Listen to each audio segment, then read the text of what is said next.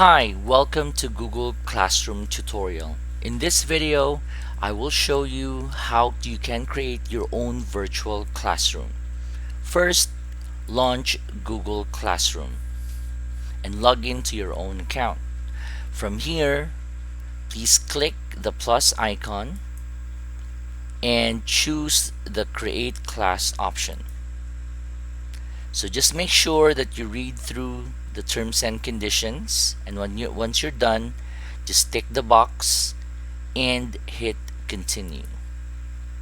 So from this page, all you have to do is create your class. For the purpose of this video, I will only be placing demo for the class name. Please make sure to also input section, subject, and room, and then hit create.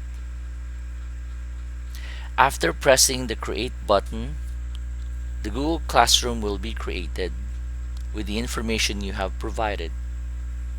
Just click got it, and this is your Google Classroom.